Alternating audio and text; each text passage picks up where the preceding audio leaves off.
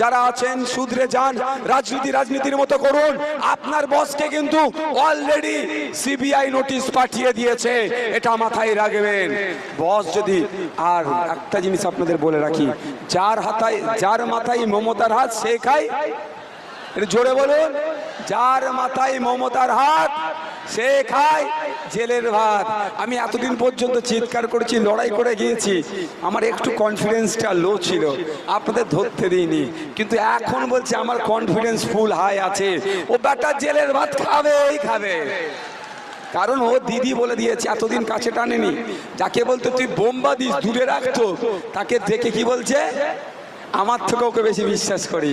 মানে বুঝতে পারছেন, ওই অনুব্রত মণ্ডল ও দিদির খুব স্নেহধন্য ছিল।